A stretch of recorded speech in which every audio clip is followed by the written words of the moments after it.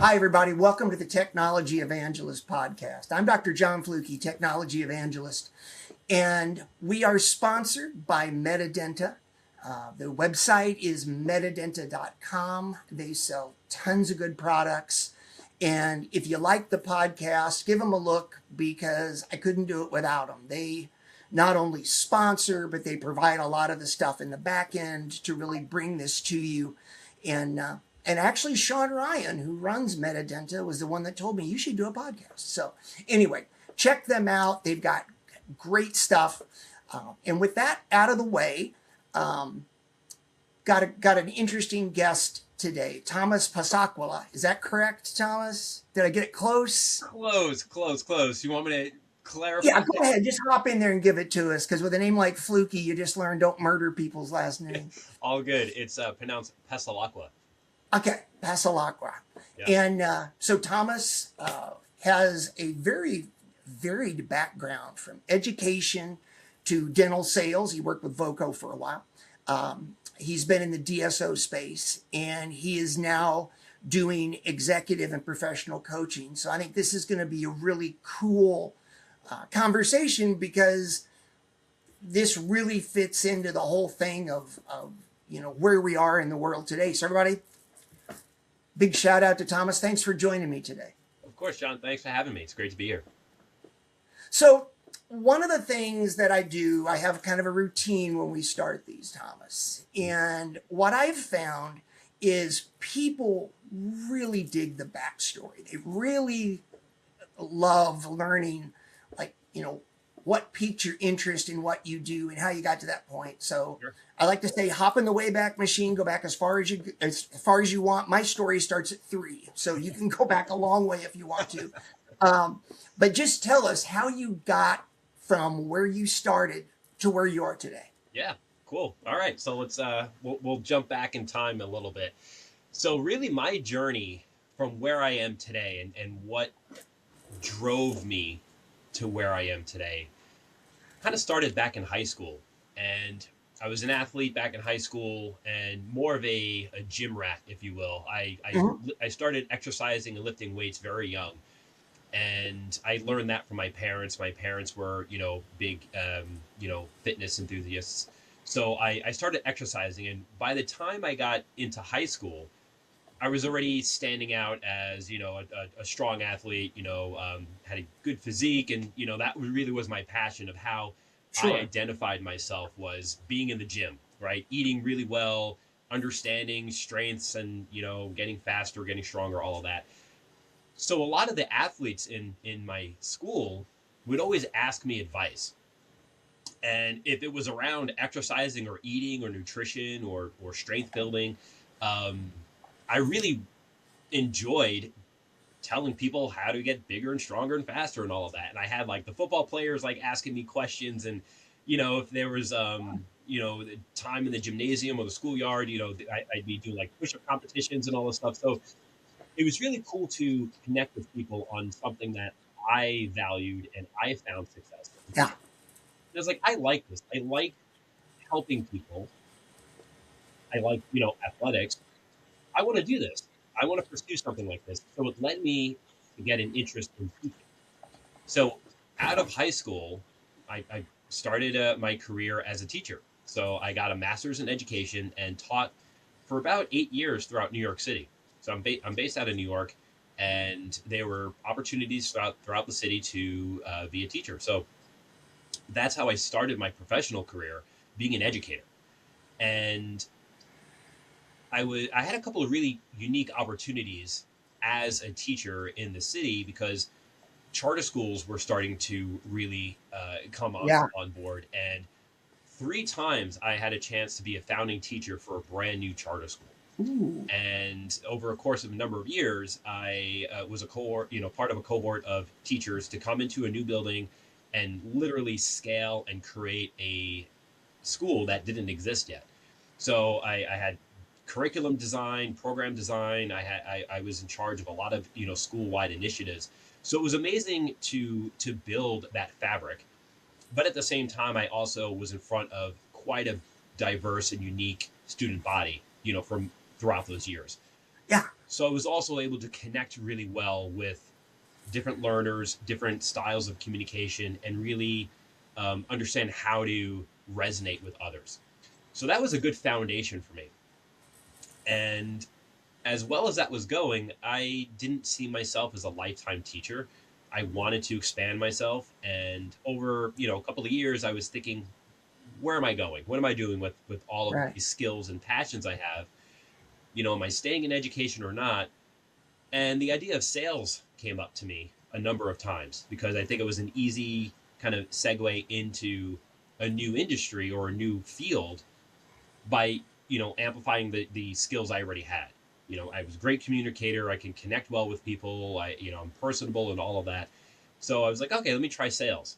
And it just so happened randomly that I found an opportunity as a dental sales rep. Right, so completely new landscape. It's like, okay, I know a couple of people in the industry. Let's try this out. My territory was Manhattan. I was a very tiny fish in a big ocean, right? And Oh yeah. and had to just kind of figure it out as I went. And I found myself relying on the skills that I developed as a teacher. And I approached sales from the lens of an educator. I didn't feel like I had to sell somebody. I felt like I had to teach them about the materials and products that I had. And I was in restorative. So I was able to understand clinical dentistry, understand how to communicate it to dentists and staff, and be a reliable resource for them versus the mindset of being a sales rep. And that really worked in my favor because I built very trusting relationships that I still have to this day. People relied on me. I was reliable and consistent, and I found myself again resonating with that because I'm helping people. So that was a great few years there, and then I found myself working with some of my colleagues. I was training other sales reps. I was mentoring them. I started to do web training and education for the company. I presented during sales meetings and taught others my philosophy of sales and education and merging them together. So again, I found myself in that space. As that was developing, so was the DSO side of the industry. Yep. So for those who are listening, dental service organization, right? Yes. Management companies who are coming in to, support private practices.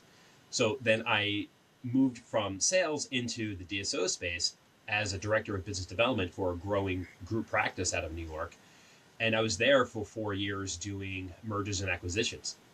And my role there was bringing on new private practices under the management company. So again, I found myself having really, trusting and core relationship building conversations with successful practice owners to merge into the company. So I had to connect with people, really understand them, really come at it from, hey, let's talk about what this option might look like from you, versus a sales approach again. And that went really well. And I was part of a team that helped scale a company to over 100 locations within just a short amount of time. Wow. So that was the last kind of professional phase I was at.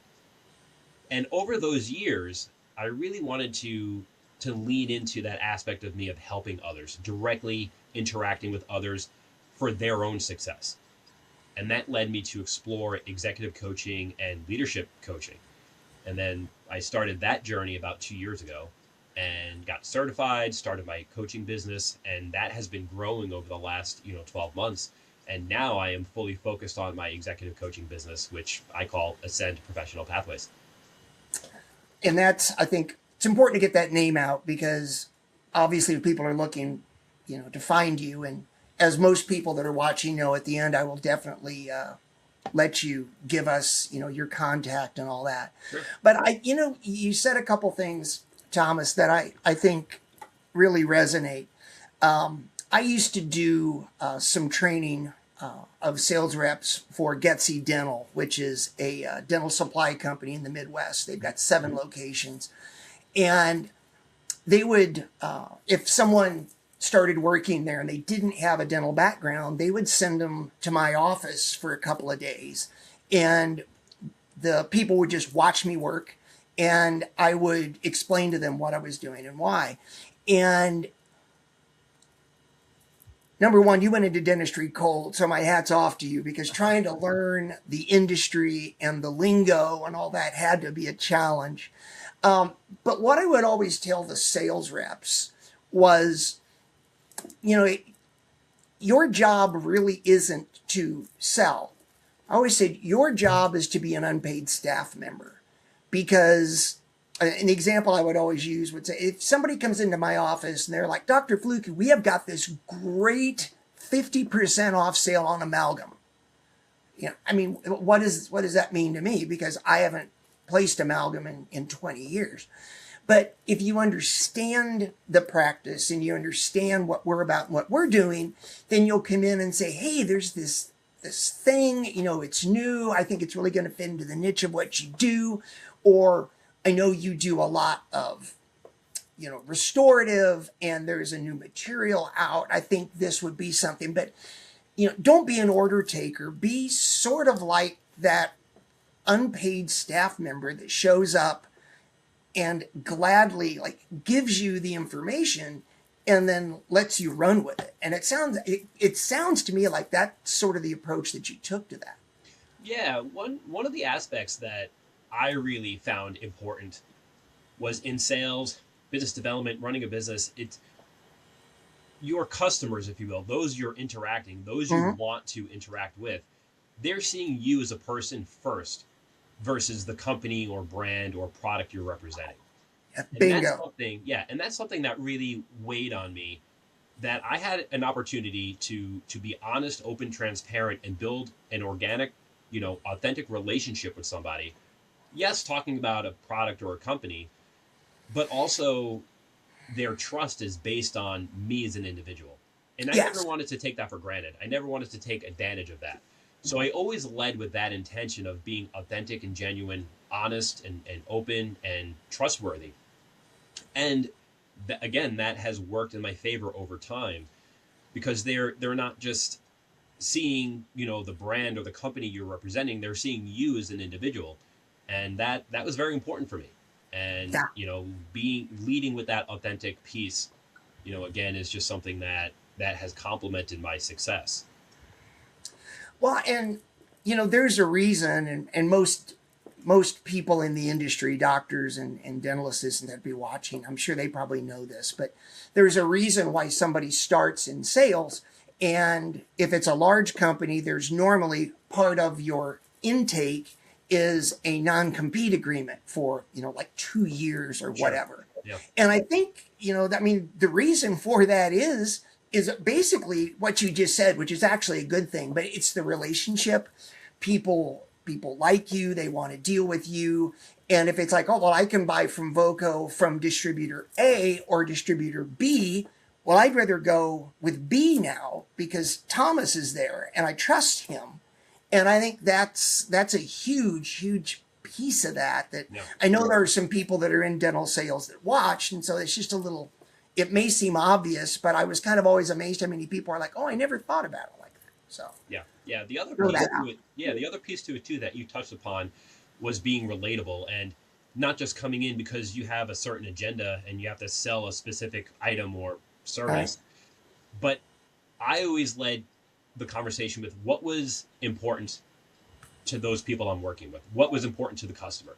So instead of coming in with my own intentions and my own agenda, insisting someone has to do what I think they should do, it's, again, the skills I learned as a teacher. How do I relate and connect really well with those I'm interacting with?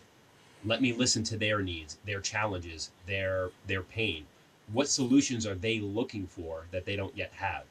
And then how can I position myself to be a solution, to be a of service? How do I help them? So yes, you know, as salespeople, we always have our, you know, agendas and our initiatives. Sure. But you have to be relatable and you have to be relevant, and start with, okay, what does that individual or that practice need, and why am I even here? How do I connect those dots in a respectful and trustworthy way? Well, and I want to go in a little bit of a different direction too, because as you were talking about that, and I know the education background, was thinking to myself, I'm sure that when you were an educator, well, you're still an educator, I guess, when you were working for the school district, um, working with kids is incredibly challenging. Mm. And then you pile on the working with the parents, because the two are just, sometimes connected at the hip.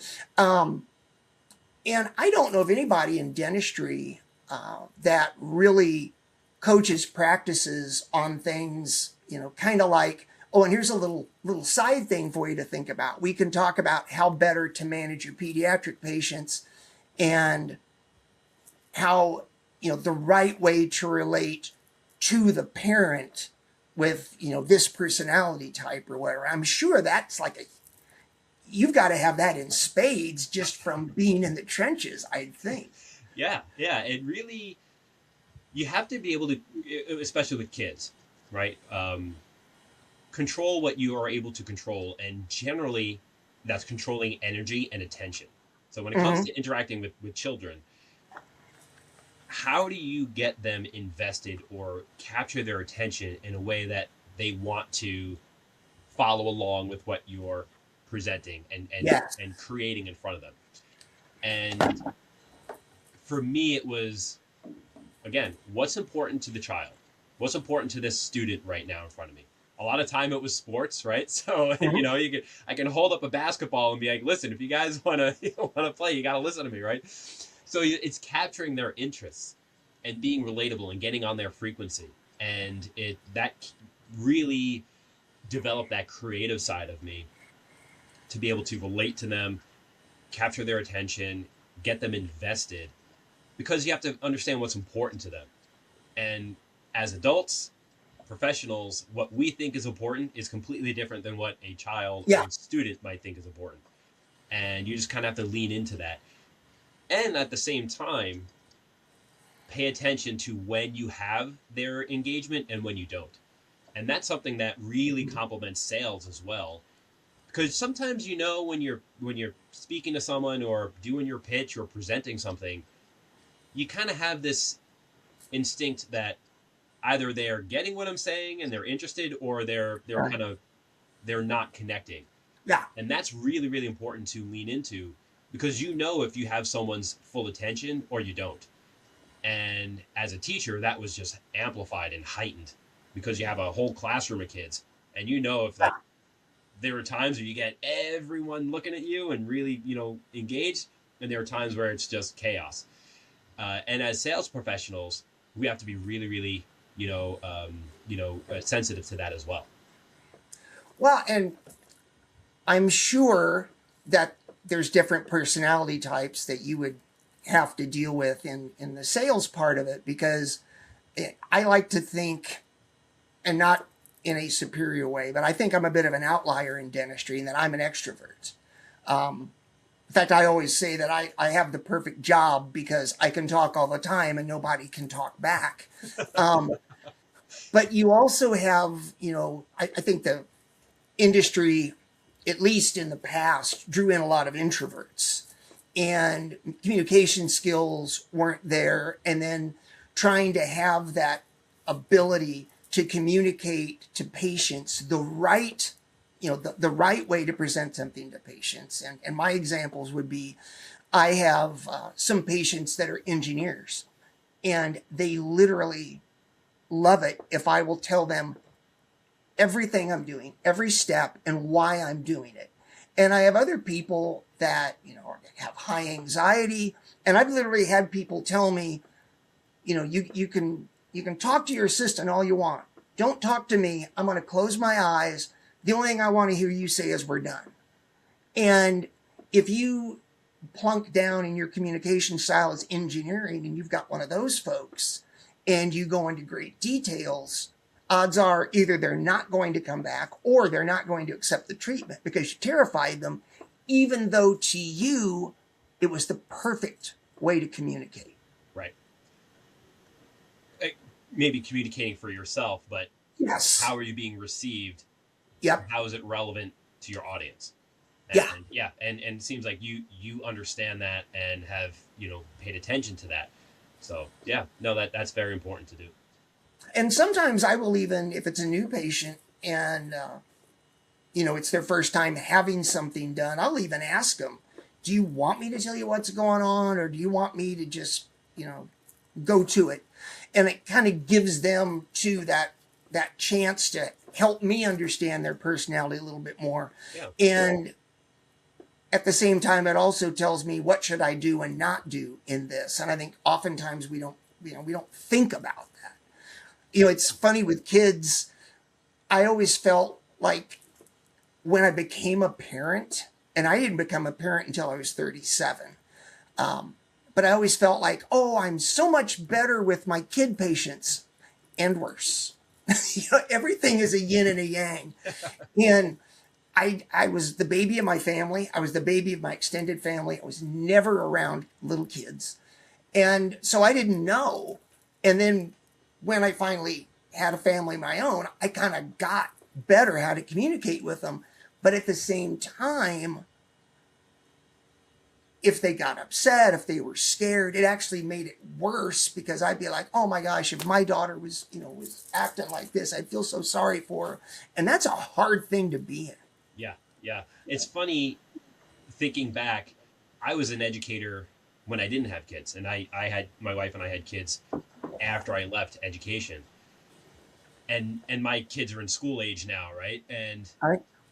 I think back how different of a teacher I may have been Yep. if I had, kids of my own. And hindsight is 2020, or if you will, right? Like and education, like you said, it's a tough, It's a tough job. it is, and it weighed on me, just emotionally, Mm-hmm. to navigate the challenges with being a teacher. And for those who are listening who are lifetime teachers, I mean, that is very, very admirable. I myself, found a desire to kind of get out of the Mm-hmm. field, at least in traditional education, if you will. But yeah, I often think how different of a teacher I may have been, and how more empathetic I may have been if I already had children as I was teaching. Yeah. Yeah. And I'm going to just kind of reinforce what you said. Thank God there are teachers. Yeah. I have the utmost respect. I like to tell teachers when I meet them, doesn't matter where I meet them, I'm like, I would say this whether I was talking to you or not. Thank God there are teachers, because if I had to teach, everybody'd be stupid. I don't have the skill set. I don't have the patience. I don't have the interaction style for it. And I would be horrible at it. And the people that go into that field that just love it, I mean, I'll tell you a funny story, and then we'll move on to another subject. But I have a patient in the office who's 2 years older than I am. And he's been with me a long, long time. And he's a chemical engineer, talking about communication styles. And one day, I don't even know what we were doing. We were doing something, and my assistant said something to me. She mentioned a couple of numbers. And I like spit out the answer to her question. And she kind of looked at me. She's like, dang, that was fast, kind of laughing. And I said, yeah, I had this teacher in high school who taught physics and chemistry. And I took chemistry with him one year and physics the next year. And he just looked at the world in a kind of a different way. He was kind of a Da Vinci guy. And I said, he taught me this kind of cool way to do math in your head. I said, and I still use it. Patient looks at me and goes, where'd you go to high school? And I said, Raytown South. And he said, Stuart Miller. And I was like, yes. And the guy goes, that is why I'm a chemical engineer. Wow. So, and the reason I tell that story is that here's this gentleman who was old when I was in high school. He was probably in his 60s. Seemed like he was 1,000 to us, But there is hardly a day goes by that I don't use that little math thing that he taught me, or at least think about it. Yeah. And I mean, he's probably been in the next realm for 40 years now.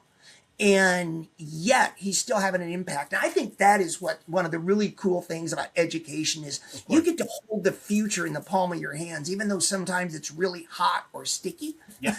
But Yeah. you still get to hold the future in your hands, and that's an incredible responsibility. Absolutely. It is that responsibility that you can't take for granted as an educator, because you are imprinting, memories and experiences that will last, a lifetime. Yeah. So you moved into the DSO space, Mhm. and you were obviously in the acquisition side of that. The couple of things I want to talk to you about Sure. is number one, if a doctor is thinking about the future, thinking about, okay, I'm going to retire in 5 years, 10 years, or I want to slow down in 10 years, 5 years, or whatever, and they're kind of kicking around the DSO idea as opposed to just selling to a young doctor.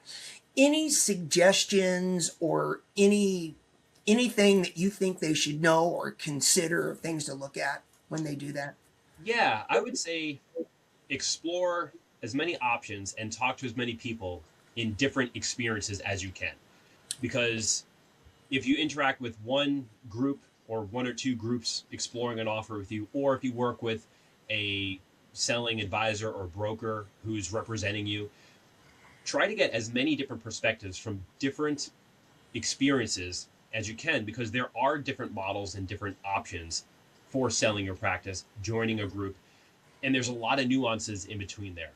Obviously, the structure of the acquisition, the terms of the acquisition, the the stability, the age, the model of the management company, what Mm-hmm. they specialize in, uh, and weigh all of that against what you truly want to manifest in the future. So I like to kind of understand, why is someone selling their practice to begin with? Is it purely for retirement? Is it to, explore some financial options? Is it to gain services and support that you can't really manage yourself? So taking the time to understand why you as an individual, as a business owner, what's driving you to be interested in selling your practice, and hone in on those aspects, but also discuss and learn all the different options in front of you, and don't feel pressured, right? Because you'll hear, especially in the acquisition side, you'll hear, this is a great time to sell, or you're going to get the best valuation now. Right. One thing I learned: if someone is pressuring you, that's just a moment to just pay attention, ask some Mm-hmm. questions, and weigh that against your own initiative. I think that's great advice. I've often said it's funny turning this to clinical just for a sec, but I love to do cosmetics, and I've done tons of in my career. But the one thing I always tell young docs is, I would much rather have somebody come into the office and beg me to fix their smile, as opposed to me talking them into fixing their smile. Because when people are all in, the process is just so much easier, Mm. as opposed to, the ever-present risk of, I didn't even really want to do this, and you talked me into it. Now, you can get into personal responsibility and all that stuff, but I think it just makes it easier. So yeah, knowing the whys of why you want to sell. And I've I get to talk to a lot of docs, and I've talked to a lot who have sold to a DSO, completely happy, think it's one of the best things they ever did for them at that point in their life. But the flip side is, and everything in life is a yin and a yang. I like to say life is a bell-shaped curve. But I did have a friend of mine. I sold my practice 3 years ago to one of my best friend's daughters. So I got like the perfect situation. She worked for me. She came in to work for me with the idea of buying the practice. So that was the goal all along. I spun her up, taught her everything that we could teach her, and then she took it over, and now I work for her, and I just get to kind of do whatever I want, because I've known her since she was in junior high, and it's great. But when I sold, I had a friend of mine who asked me, what DSO did you sell to? And I said, I didn't. I sold to one of my best friend's daughters. And he literally looked me in the eye and said, "You're an idiot. Wow. You could have gotten, like X amount." I saw him 2 years later and we were just chatting. I was like, "How are things going?" He was like, "Oh my gosh, you were a genius selling to that young lady that I am miserable. This is bad. That's bad." And like I said, that's not to say that it happens all the time, but when he did it, he thought it was perfect. And I don't think he probably, just a gut feeling, I don't think he probably looked at the whole situation as close as he should have. Yeah. So yeah, I think, knowledge is power. And, like you said, deep down inside, why do you want to do that? I think is really important. So the other thing I wanted to ask you about this, I'm going to bring it from the other side of the equation, is doctors are graduating now. I think the last number I saw, and I don't know if it's current, said school loans, 425K in debt is the average. It's incredible. It is yeah. incredible. And you get out and you kind of know, you're not dangerous. You know how to do dentistry, but you've got to kind of figure out everything to run an office because they don't teach you that.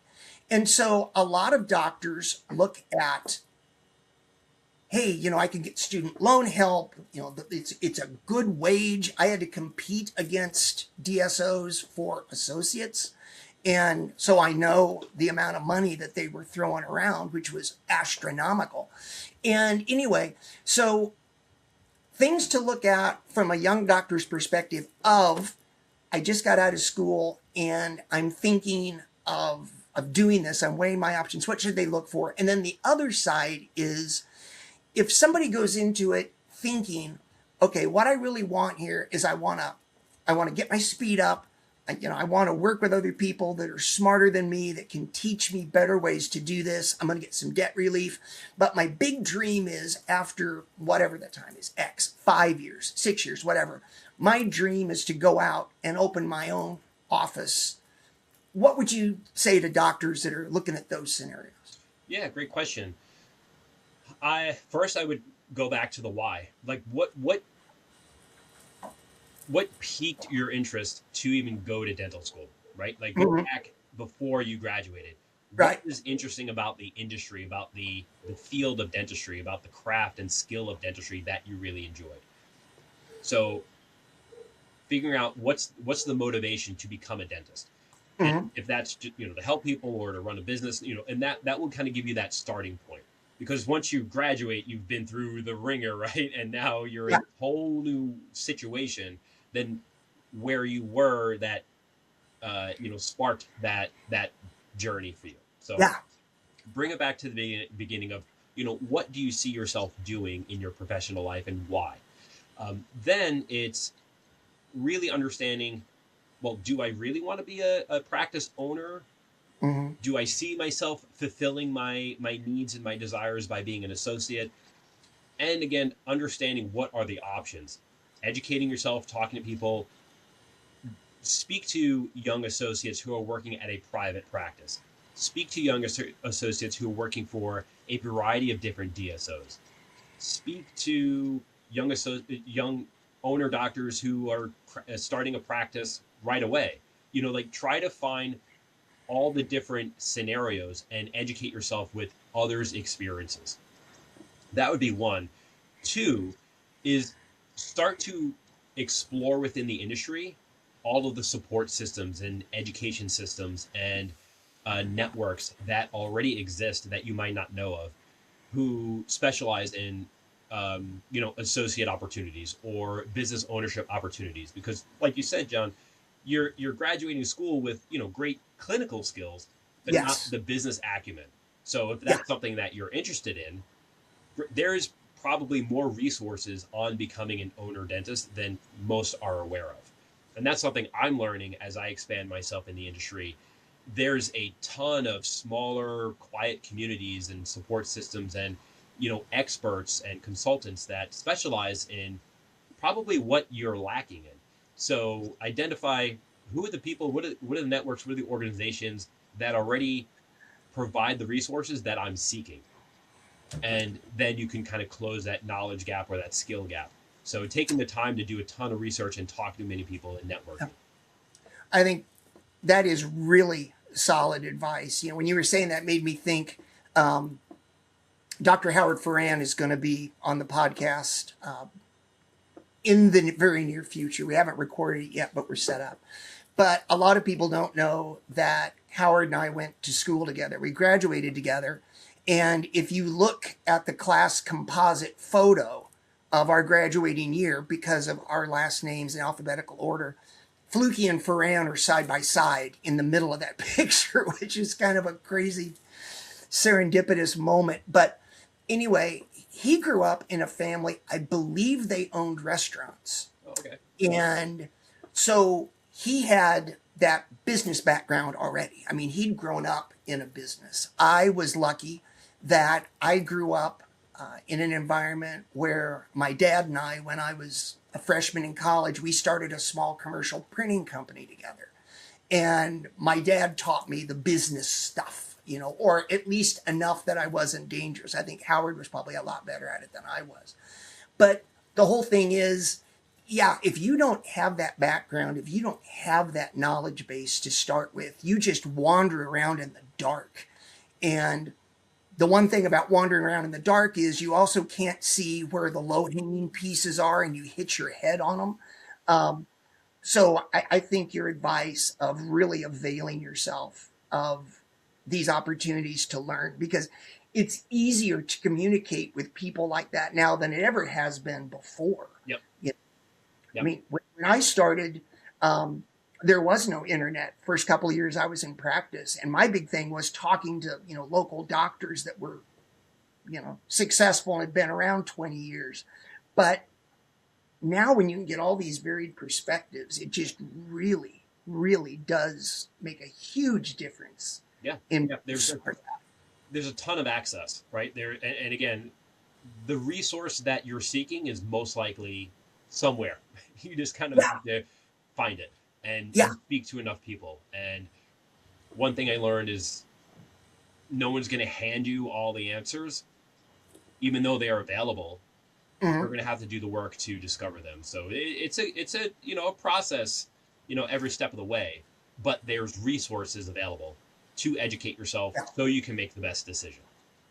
Well, and one piece of advice I will give to doctors that are in my age group is, if you're thinking about bringing on an associate, I don't know why this is. I think it's changed a little bit in the last 10 years or so. But when I got out of school, dentistry was the only profession I knew that would eat their young.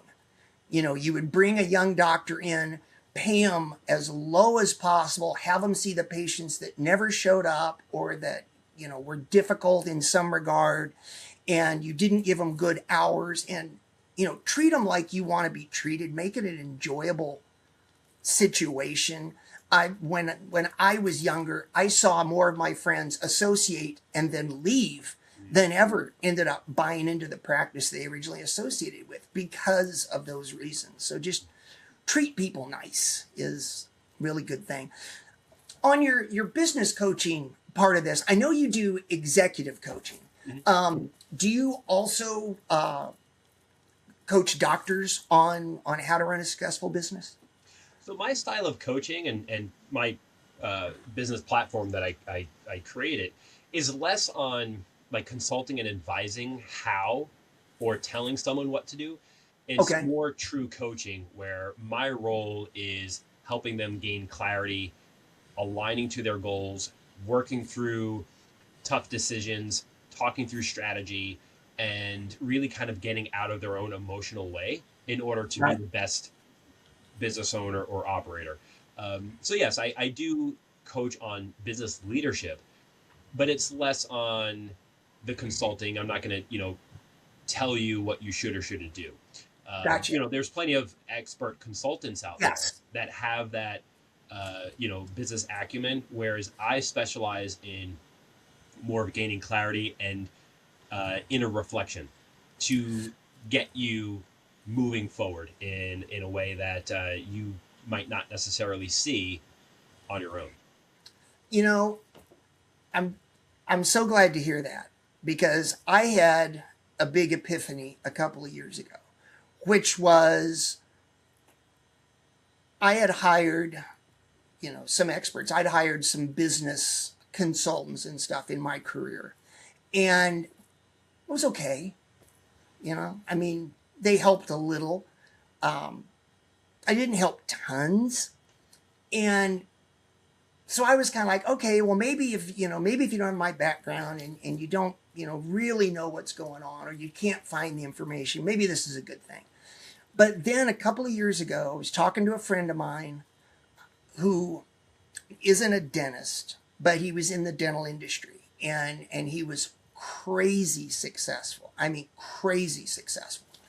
And we were talking one day just about life. And over a beer, he said, yeah, I was talking to my coach the other day. And I said, what? He's like, oh yeah, I've got this, this professional personal development coach that I talk to. And I was like, why? And he basically said what you said about clarity, helps me see things.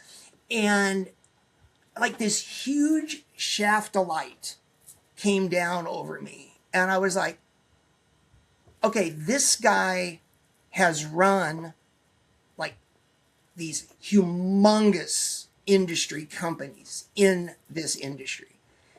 And you would think that guy's got it all figured out. I mean, I did.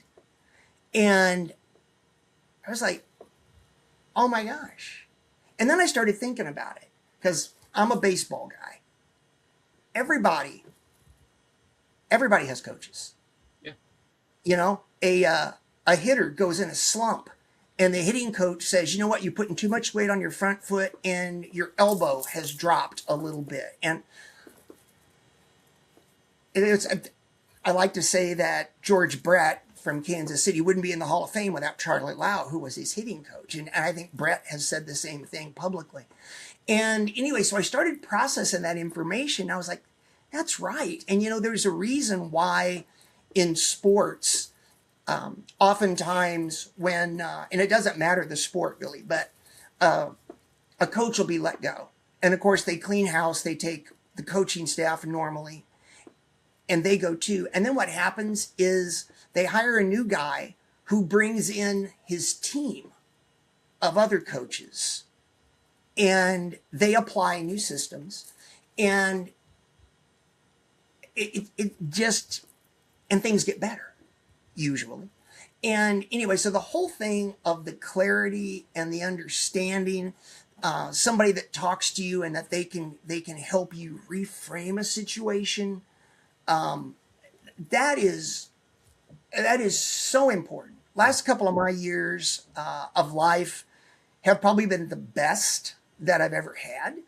And the reason is my friend tells me I've got this coach, and I was like, and the big shaft of light came down, and I was like, how do I get a hold of him?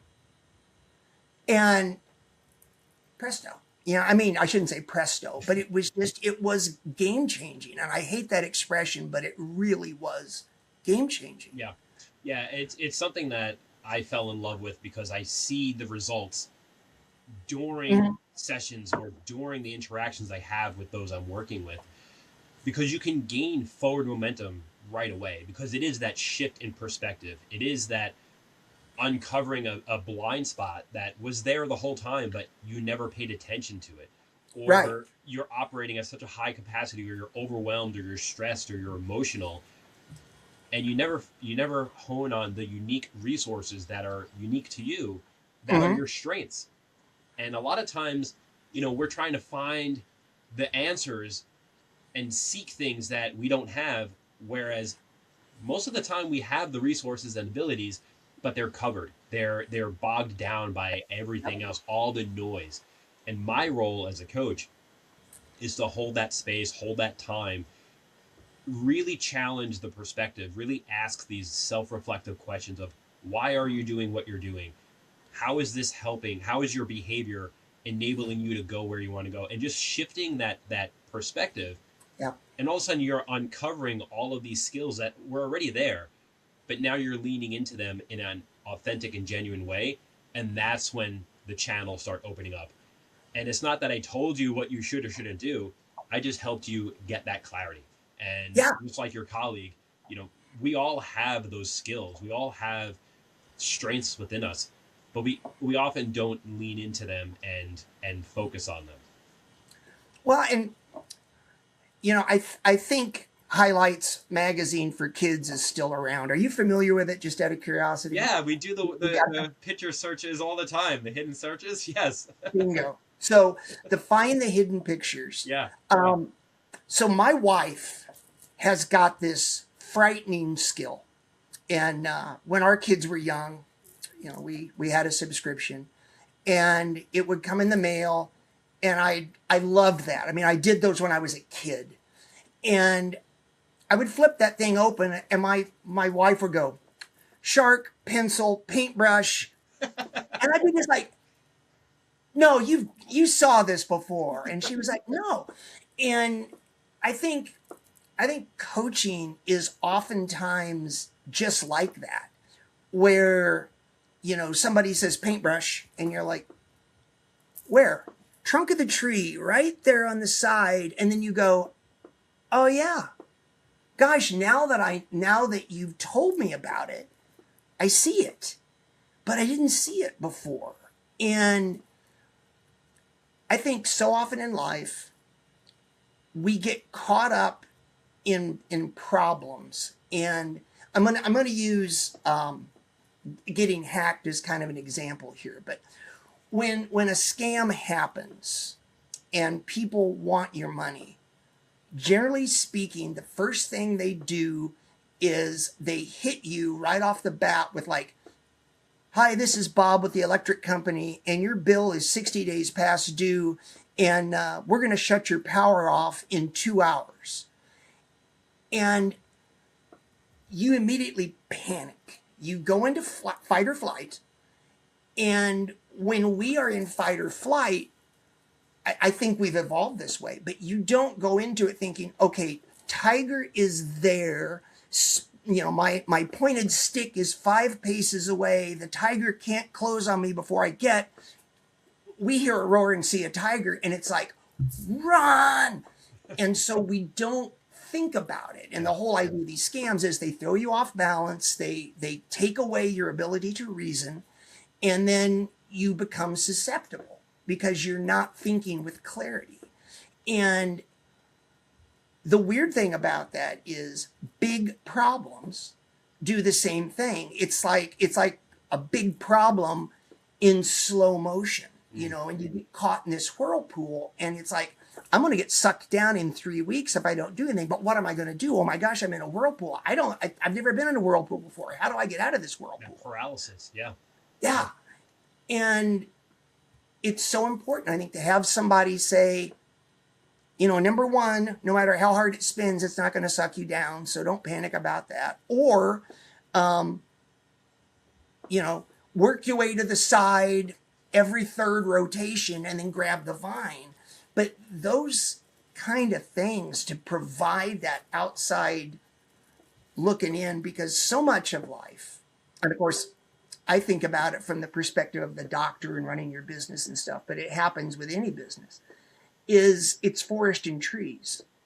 You just see the forest, and then you've got to have somebody say, well, that's a pine tree, that's a spruce. And you never saw it before. Yeah. Yeah. And I think it's just so important for people,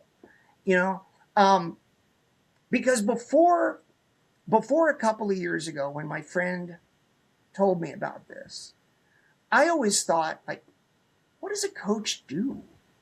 I always think of, do you remember the Jack Handy things on Saturday Night Live? Remind me. Well, anyway, they would put like one of these, like, really, it was a short little thing, but they would put like this really astounding quote up, mm-hmm. and then this really gentle voice would read it in a way that just like made it completely off the wall. Okay. And then at the end of it, he would always say, because I'm smart enough, I'm good enough, and doggone it, people like me. Yes. Now I know. Yes. Yeah. And I kind of thought, okay, I guess you pay somebody to say, John, you're smart, you're handsome, and you're successful. And if you hear that enough, maybe you believe it. But anyway, when I went through it, I was like, wow, Yeah. what have I, or I shouldn't say what have I been missing, what I have been missing. Yeah. Yeah. And it's clear once you experience it. And that's something that I love to do is, invite people, listen, you understand what coaching may or may not do. You hear people have great success with it, experience it. Let's have a session together. Let's talk through some challenges. Let's talk through your priorities and your ambitions.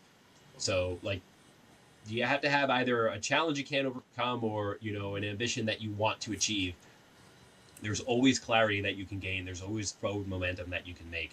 I love doing that and offering that, for anyone interested in hearing or experiencing what coaching can really do. It's taking that time to pause, reflect, change your perspective, analyze things differently, connect how your actions are going to help your results. And once you experience it, then it hits. And then you're like, yep, I know how this can help. This is great. And it's funny how things are like that in life, where somebody will tell you something. I was in college and a friend of mine said, we need to go over to the pizza place and get Canadian Hawaiian. And I was like, what is Canadian Hawaiian? And he said, it's pizza with Canadian bacon and pineapple. And my first thought was cheese, tomato sauce, and pineapple. You're out of your freaking mind. But then I ate it and I was like, oh, this is amazing. Yeah. Or somebody comes and just tells you, I'll use dentistry as an example again, you can do this, or have you ever tried doing this? It works so much better than the way you're doing it. And the first thing we do is we dig in and we're like, no, that's dumb. I would never do that. But then you do it and it's like, whoa. I mean, I think one of the reasons that, for instance, substance abuse counselors, I think the reason that the best ones are recovered is they know exactly what you're going through. Yeah. And they can help you. And when you've got somebody like you that's worked with people and you get that experience of that feel, and then you can kind of bring that in, I think that's a tremendous thing to provide to people. Plus, it's got to feel good to you. I mean, one of the great things about what I do is you get to see the results. Absolutely. And, I met a doc one time who actually was a structural engineer, and he was working for a company building bridges. And then he left and he went back and went to dental school. And we were talking about it. And I said, what was the deal? He said, well, I would do all this stuff and we were building these incredible structures in other countries, but I never saw them, I knew I was doing good stuff and I would see pictures of it when it was done, but I like the fact that now I do stuff and I see the results. So that's got to be super rewarding for you, I think. Absolutely. And again, it's a nod to, what motivated me when I was younger.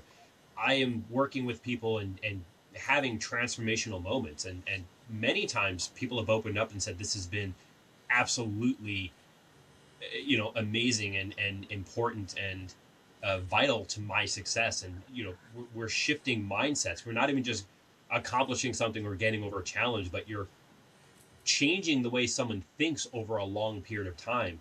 And that could be the difference in the trajectory of someone's life. And there have been many, many breakthroughs and epiphanies and all of that. And it's been phenomenal to see. And I get to be a part of that. Again, it's leaning into helping others in such an authentic way. I can't take that for granted. It is the most powerful driving force that motivates me. Absolutely. That is so super cool. I mean, there's just, and it's funny because kind of the Zen thing of when the student is ready, the teacher appears. And for me, it was definitely like that. I think the biggest thing in case it hasn't come across well today, I absolutely believe in this. This is something that I've been on both sides of. And I thought it was hokey, and I was 100% wrong. And, one other thing that I wanted to bring up, Thomas, is in dentistry, the in-person meetings are not as big and not as popular as they used to be. And it's funny because when I would go to a meeting and do a lecture, I would often get as much out of it because of questions that people would ask me. I would sometimes get done and be packing my stuff up, and I'd be like, I gotta check that out, or I'd never thought about this from that angle, or whatever it is. And I miss that. And I was in Chicago this year at the midwinter meeting, and I got a chance to do a couple of talks with some friends of mine, Marty Jablow and Paul Feuerstein. And the questions are just the best because it shifts your perspective on things. And being able to shift people's perspective on things and let them see what could be, or even sometimes what could be, except I'm actually doing things that are keeping it from happening, is really incredible, because a lot of times success is limited by the individual looking for it. Absolutely. Yeah. The path is there. We're just not seeing it, or we're not willing, or there's a self-inflicted barrier that we set up to keep us feeling comfortable and safe and in control. But most of the growth and most of the success that we strive for is just a little beyond our reach, but we keep ourselves a little reserved. And my role is helping you uncover those solutions, getting you forward momentum so you can hit your stride and reach the goals that you want to reach. I think that's beautiful. Well, how can people find you, Thomas, if they are interested in following up with this or having a conversation with you? How can they get a hold of you? Yeah, two great ways, John. One would be my website, ascendpropathways.com. My email's up on there. There's a message board. You can look at all my articles, my programs, my podcast, webinars, and everything I've done. Or on LinkedIn. If you can include that in the show notes, I'm really active on LinkedIn. Send me a message, send me a comment or a message. I'm happy to respond. So either way would be great. Okay, awesome. Thank you so much for this. This has been like a really great conversation. And one other thing, you've got a book too. I wrote an ebook over the winter holidays, so that tells my story. It's not published or it's not hardcover, but you can download it. There's a link, and actually, if you send me a message that you found me on your podcast, I'll send you the free copy of it. It has my whole story. I wasn't expecting that. Thank you. Yeah, no, I'm happy to share it out. So yeah, it has a nice overview of my journey up until now. Okay. Outstanding. Well, thank you very much. I knew this was going to be a good one because I'm such a believer in what you're doing. Thank you. So I figured that I would give everybody else a chance to not be, one of the things I like to say about what I do is, especially with products, I always say, like, I tinker and test stuff all the time. I break stuff, or I figure out what's wrong with it, make all the mistakes, and then I just tell everybody about it so that you don't make the same stupid mistakes that I have. And this just goes right into that, because if you're a doctor or you're a business and you just can't gain clarity, don't do what I did, which is stumble around for most of your life trying to think of ways out of it or ways to look at it differently. Just contact this guy and let him give you some clarity on it. It's a lot easier than beating your head. Great, John. Sounds great. I'm happy to connect with anyone interested in learning more about coaching and how it can actually help. Cool. Well, everybody, thank you for spending the time with us. I'm Dr. John Fluke. This is a Technology Evangelist podcast. I'm the Technology Evangelist. We are brought to you by Medidenta. So you can check out medidenta.com. They have tons of great dental supplies. And then, of course, my usual plea of likes, subscribes, and comments, because it drives the old algorithms and it helps more people find us. And I really appreciate it. So everybody, thanks for watching. Thanks for hanging out. I hope you got as much out of this as I did. We'll see you next time.